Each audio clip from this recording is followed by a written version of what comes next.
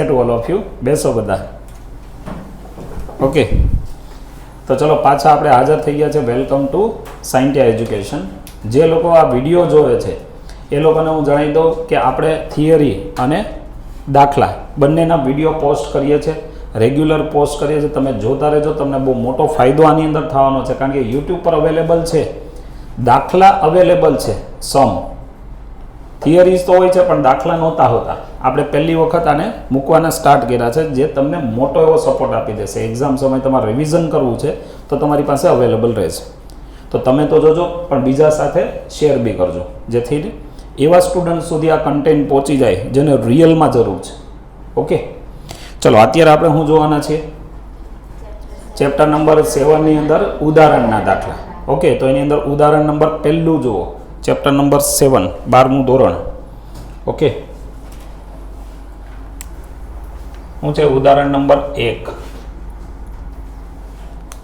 લો. ઉદાહરણ 1માં તમને એવું કીધું છે કે 220 વોલ્ટ સપ્લાય માટે એક વિદ્યુત બલ્બ 100 વોટનું રેટિંગ ધરાવે છે. બલ્બનો અવરોધ, સ્ત્રોત વોલ્ટેજનું મહત્તમ મૂલ્ય અને બલ્બમાંથી વહેતા પ્રવાહનું RMS મૂલ્ય શોધો. તમને કેટલા વોલ્ટેજ આપ્યા છે? તો વોલ્ટેજ કેટલા લઈ લઈએ આપણે? 220 વોલ્ટ ને. બલ્બ જે આપ્યો છે એનો પાવર કેટલો છે? પાવર તમને આપ્યો છે 100 વોટ. રેડી? શું છે? 100 વોટ. આગળ તમને શું કીધું છે? બલ્બનો અવરોધ કેટલો હશે? પહેલું પૂછ્યું છે બલ્બનો અવરોધ, R ફાઇન્ડ આઉટ કરવાનો. બીજું તમને પૂછ્યું છે બલ્બમાંથી સ્ત્રોત વોલ્ટેજનું મહત્તમ મૂલ્ય, એટલે વોલ્ટેજનું મેક્સિમમ મૂલ્ય પૂછ્યું તમને. અત્યારે અહીંયા જે મૂલ્ય આપ્યું છે એ RMS મૂલ્ય આપ્યું છે. કયું આપ્યું છે? RMS મૂલ્ય. તમારે કયું શોધવાનું છે? મેક્સિમમ. ક્લિયર? ત્રીજું શું પૂછ્યું છે? બલ્બમાંથી વહેતા પ્રવાહનું RMS, એટલે IRMS ને. RMS નું આખું નામ થાય રૂટ મીન સ્ક્વેર. થિયરીમાં આપણે ઓલરેડી ભણીને આવ્યા છીએ, એટલે અહીંયા આપણે ડિટેલમાં બહુ જશું નહીં. ચલો, તમને R પહેલાં ફાઇન્ડ આઉટ કરવાનો છે. તમે કેવી રીતે કરશો? પાવરનું ફોર્મ્યુલા યાદ છે કોઈને? પાવર બરાબર શું થાય? V ઇન્ટુ I થાય ને. પણ I તો આપણી પાસે છે કે નહીં? મળે નથી. તો આપણે શું કરશું? I ને હટાવી દેવું અહીંથી. કયું ફોર્મ્યુલા લગાવીને? V is equal to IR. તો I બરાબર V અપોન R. રેડી? અહીંયા મૂકી દઉં તો શું થઈ જાય? V into V by R ને. તો કેટલું થઈ ગયું formula? V square by R ને. રેડી? કોણ શોધવાનું હતું? રેઝિસ્ટન્સ. રેઝિસ્ટન્સને અહીંયા લઈ લો, P ને અહીંયા લઈ લો, કારણ કે એકબીજાને ફાવતું નથી એટલે આપણે શિફ્ટ કરી દીધા. R બરાબર શું આવશે? V square upon P. V square કેટલો હતો? બોર્ડ પર ધ્યાન. કેટલું છે? 220 નો સ્ક્વેર. નીચે P કેટલો? 100. તો કેટલો આવશે બોલો? આનો તમે 220 નો સ્ક્વેર કરો, ડિવાઈડ બાય 100 કરો, એટલે કેટલો એવું? 484 ઓહમ ને. રેઝિસ્ટન્સ છે, એકમ નાખવાનો ભૂલવાનો નહીં. આ તો પેલા લોકો માર્ક મૂકતા ભૂલી જાય. જો તમે એકમ ભૂલી ગયા તો એ લોકો માર્ક ભૂલી જાય. એટલે સામે આમ હિસાબ બરોબર ને? હા, એમ નથી. તમે કહો અમે બધું લખીને આવ્યા, તમને મળવું જોઈએ. તમે કોઈ દી કાંઈ ખાલી છોડીને આવો છો? પાણીપુરી ખાવા જાઓ ને, પાણીપુરીનું પાણી બી પી જાઓ છો, છેલ્લે ડીશમાં આવે ને એ બી ગટગટાવી જાય. તો પેપરમાં અમને વિશ્વાસ છે તમે બધું લખીને જ આવ્યા હોય, પણ સાચું લખ્યું એની ગેરંટી ન હોય. પછી કે માર્ક્સ કેમ નહીં આવ્યા? એકમ નહોતો લખ્યો એટલે કપાઈ જાય અડધો માર્ક્સ. અને અડધો માર્ક્સ કે એક માર્ક કપાઈ જાય ને, એટલે તમને જે સિટીમાં એડમિશન મળવાનું હોય ત્યાં ન મળે, એનાથી 100 કિલોમીટર દૂર મળે અથવા 50 કિલોમીટર દૂર મળે. પછી તો કે એક માર્કને લીધે તમારે 3 વર્ષ 5 વર્ષ જેટલા વર્ષ ભણો ત્યાં સુધી ટ્રાવેલિંગ કર્યા કરવાનું. રેડી? તો એક માર્ક શું છે? જરૂરી છે. જેમ પાણીની એક બૂંદ જરૂરી છે, એમ આપણા કેસમાં એક માર્ક જરૂરી છે. અને એક માર્ક લેવા માટે એક એકમ લખવો જરૂરી. ઓકે, ફિઝિક્સની અંદર એટલે જ મજા આવે બધા. શું છે 11મા ધોરણમાં કીધું હતું ને, ફિઝિક્સ શું છે? કિંગ છે, રાજા. કેમેસ્ટ્રી શું છે? રાણી. ઓકે, આવું તમારે ફિઝિક્સની અંદર આવતું. જૂના સિલેબસમાં પહેલા ચેપ્ટરમાં 11મા ધોરણમાં આગળ લખાઈને આવતું કે ફિઝિક્સને બધા જ વિષયોનો શું કહેવામાં આવે? રાજા કહેવામાં આવે. કેમેસ્ટ્રીને શું કહેવામાં આવે? રાણી કહેવામાં આવે. બીજા વિષયો વિશે બહુ લખ્યું નથી, પણ તમે એવું બધું માનીને નહીં ચાલતા, બધા જ વિષયો રાજા જ છે. ઓકે, લોકોને ગુલામ બનાવીને રાખી દીધા. હજી આની અંદર રેઝિસ્ટન્સ મળ્યો ને. બીજું શું કાઢવાનું હતું? મહત્તમ વોલ્ટેજ કેવી રીતે કાઢશો? અહીંયા રહ્યા VRMS આપ્યું છે ને, ચલો અહીંયા જોજો. VRMS તમને આપ્યું છે. VRMS બરાબર શું થાય? Vm/√2 થાય કે ન થાય? ઓકે, તો અહીંથી કાઢી લો. Vm બરાબર શું આવશે? Vm ઇઝ ઇક્વલ ટુ, અહીંયા શિફ્ટ થઈ ગયું, VRMS √2 ને. VRMS કેટલું આપ્યું છે તમને? 220 ઇન્ટુ √2 એટલે 1.41. બોલીએ 310.2 શું આવશે? વોલ્ટ ને. ચલો હજી હું માંગ્યું છે તમારી પાસે IRMS ને. કાંઈ વાંધો નહીં, VRMS તો છે, તો IRMS મળી જાય. V is equal to IR formula હતું ને, તો I બરાબર શું ફોર્મ્યુલા થાય? I બરાબર V/R ને. પણ RMS જોતું હોય તો IRMS બરાબર VRMS અપોન શું લખાય? R. ચલો VRMS કેટલું છે? 220. રેઝિસ્ટન્સ કેટલો મળ્યો તો તમને? 484.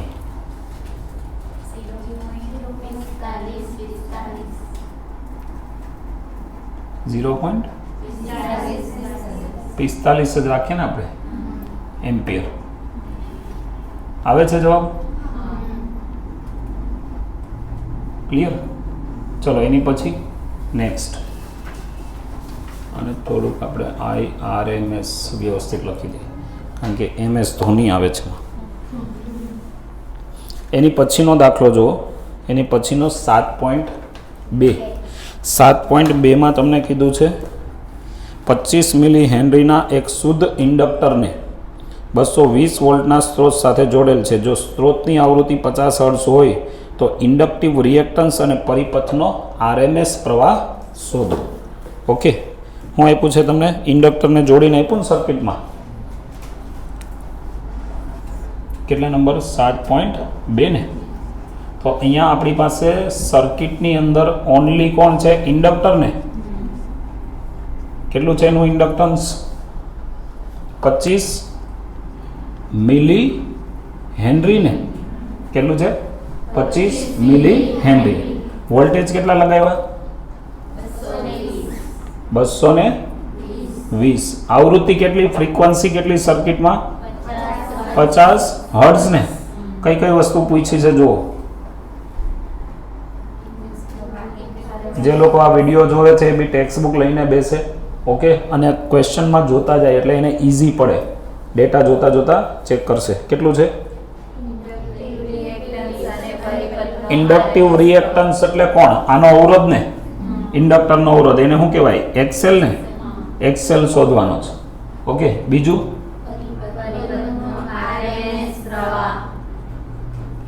રેડી? ચલો પહેલા XL શોધી કાઢીએ. XL એટલે ઇન્ડક્ટિવ રિએક્ટન્સ. એનું સૂત્ર શું હતું?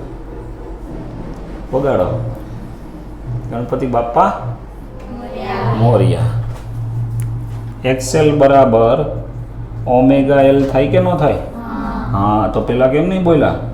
ઓમેગા બરાબર શું થાય? 2πf થાય કે ન થાય? હા, અને ઇન્ટુ L. આ વેલ્યુ બધી છે કે? હા, એમ તો બોલો. તો 2 ઇન્ટુ 3.14 ગુણ્યા ફ્રીક્વન્સી 50 ગુણ્યા L. L કેટલો છે? 25 મિલી હેનરી એટલે -3.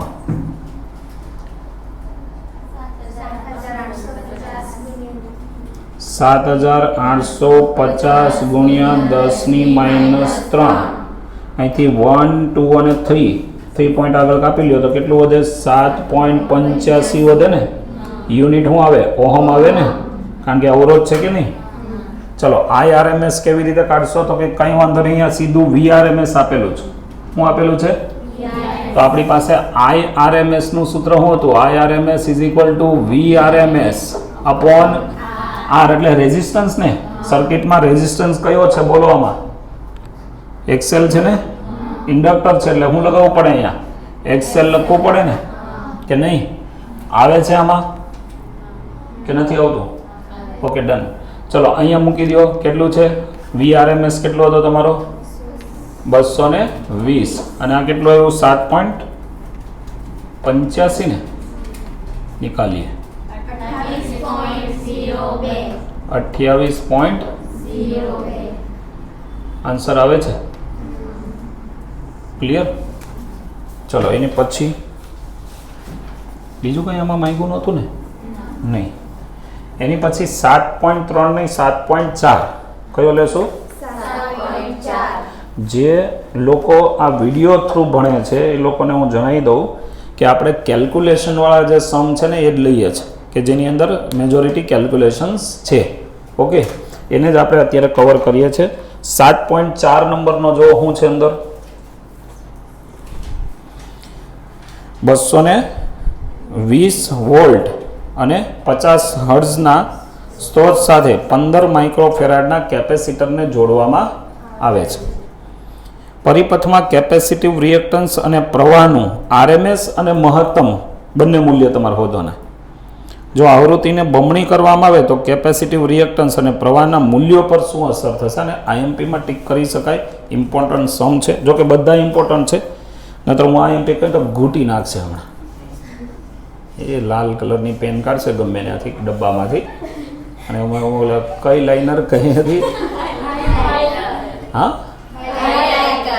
હાઇલાઇટર કાઢશે. હા, હાઇલાઇટર એક અહીંયા મારશે ને એક અહીંયા મારશે, એમ કરીને IMP ટીક કરી આવશે. IMP ટીક કરાવવું ભાઈ, જે સ્ટુડન્ટ આને જોવે છે ખાસ ધ્યાન રાખજો. IMP બોલીએ ને એનો મિનિંગ એવો ક્યારેય નથી કે એક પૂછાય. No guarantee.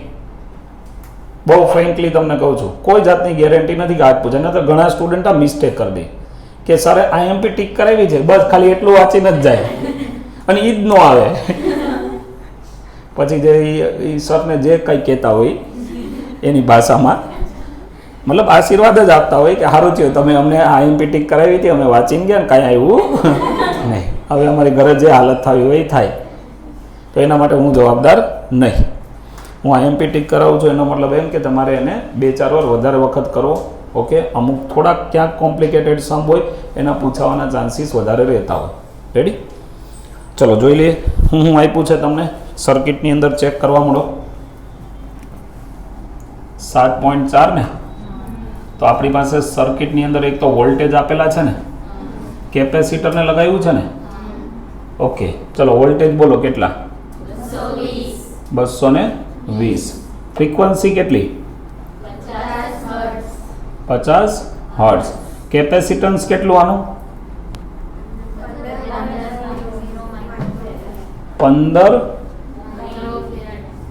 15 પોઈન્ટ સમથિંગ છે કે 0 છે? હું કામ લોચે ચડાવો છો? 15 માઇક્રોફેરાડ બોલો ને. રેડી? બીજું હું પૂછ્યું છે ચેક કરો. Capacitive reactance. હું પૂછ્યો છે કેપેસિટિવ રિએક્ટન્સ. કેપેસિટિવ રિએક્ટન્સ એટલે કોણ? XC ને. બીજું હું પૂછ્યું છે કરંટનું RMS અને મહત્તમ ને. કોઈ બી એક મળી ગયું તો બંને મળી જાય. રેડી? પછી જે સવાલ છે એને આપણે થોડી વાર પછી લઈએ આગળ હમણાં કેલ્ક્યુલેશન. પહેલાં XC શોધી કાઢીએ. XC નું સૂત્ર શું હતું? કોણ કહે છે? XC બરાબર 1/ωc ને.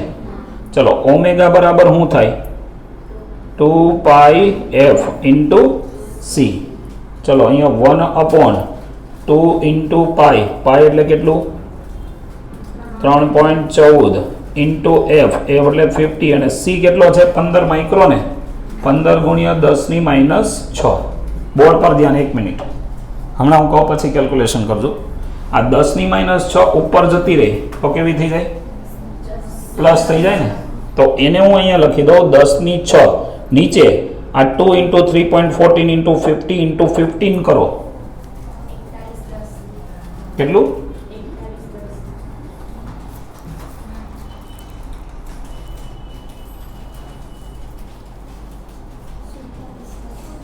બરોબર છે 47 10 આવ્યું. કેટલું? હવે કાંઈ નહીં, આમ આવી ગયું. ભૂલ થયા કરે, માણસ માત્ર ભૂલને પાત્ર. 47 10 પણ એક્ઝામમાં નહીં થાય એ ધ્યાન રાખો. ઓકે, આ તો આપણે શું છે નેટ પ્રેક્ટિસ કરીએ, અહીંયા રમીએ, પછી જ્યારે ફાઇનલ રમવા જાઓ ત્યાં લોચા નહીં લાગવા જોઈએ. આ શું થઈ ગયા? 10 ની 6 એટલે 10 લાખ થઈ ગયા ને. તો 10 લાખ ડિવાઈડ બાય 47 10 કરો. 10 લાખ એના છેદમાં 47 10. તો XC કેટલો આવ્યો બોલો ભાઈ? આવે છે જુઓ તો. હા, કેટલો આવ્યો? 200. હું અહીંયા જ લખી દઉં 212.31 ને. તો આ તમારું XC ની વેલ્યુ આવી 212.31 ઓહમ. ક્લિયર? ચલો હવે આપણે IRMS શોધી કાઢીએ. તમને VRMS આપ્યો છે, અવરોધ મળી ગયો તો ઇઝીલી મળી જાય. બોર્ડ ઉપર ધ્યાન. IRMS ઇઝ ઇક્વલ ટુ શું આવશે? VRMS અપોન રેઝિસ્ટન્સ ને.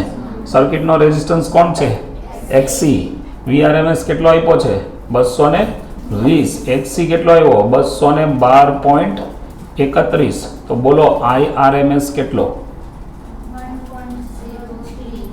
1.03 એમ્પિયર ને. ઓકે, IRMS મળી જાય તો IM નો મળી જાય. કયું સૂત્ર મૂકું? IRMS ઉપરથી IM શોધો એ કયું સૂત્ર મૂકું? તો કે IRMS ઇઝ ઇક્વલ ટુ શું હતું? IM અપોન √2 હતું ને. રેડી? તો IM અહીંથી કાઢી લ્યો. IM બરાબર આ √2 ને અહીંયા લઈ લ્યો. IRMS into √2. રેડી? IRMS હતો 1.03 ઇન્ટુ 1.41.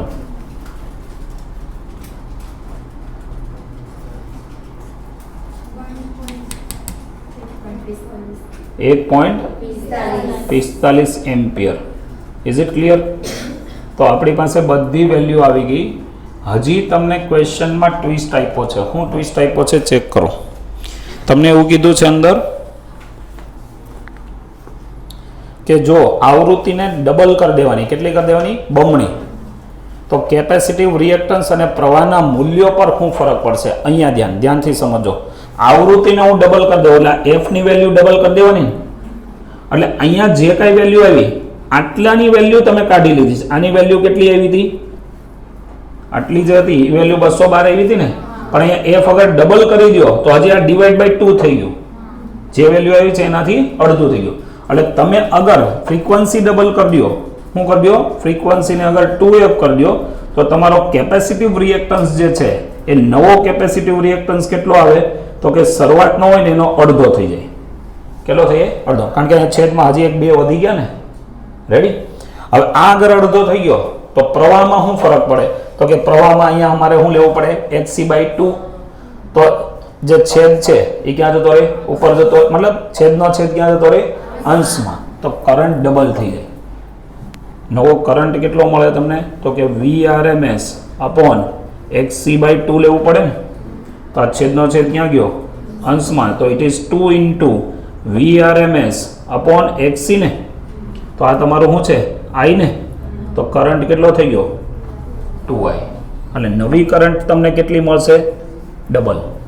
અવરોધ કેવો થઈ ગયો? અવરોધ અડધો થાય તો આમ થાય કરંટ ડબલ જ થાય. કેવો થાય? ડબલ. રેડી? આવડશે? પાક્કું? તો શું કરવાનું તમારે? વિડીયો જોતા રહેવાના, સપોર્ટ કરતું રહેવાનું અને તમારું રિઝલ્ટ સુધારતું રહેવાનું. ઓકે, અલ્ટિમેટ આપણો ગોલ શું છે? છેલ્લે તો દરેક સ્ટુડન્ટનું રિઝલ્ટ ઇમ્પ્રૂવ થવું જોઈએ. ઓકે, કોઈ પણ સ્ટુડન્ટને અલગ અલગ સ્ટુડન્ટને અલગ અલગ પ્રોબ્લેમ્સ છે. તમને કોઈ પણ જાતના પ્રોબ્લેમ હોય સ્ટડી રિલેટેડ તો તમારે શું કરવાનું છે? તમે અગર મારા વિડીયો જોવો છો તો તમે નીચે કમેન્ટમાં લખીને મૂકી દો કે સર અમને રીડિંગ કરીએ પણ યાદ નથી રહેતું. રેડી? અમારું માઇન્ડ ડાયવર્ટ થઈ જાય, ફોકસ નથી થતું, આવા બધા પ્રોબ્લેમ હોય ને. ટાઈમ નથી વધતો, ઘણાને ટાઈમ મેનેજમેન્ટનો ઇસ્યુ છે. તો આ બધા જ પ્રોબ્લેમનું સોલ્યુશન તમને આપવામાં આવશે. ક્લિયર? ઓકે, ચલો થેન્ક યુ.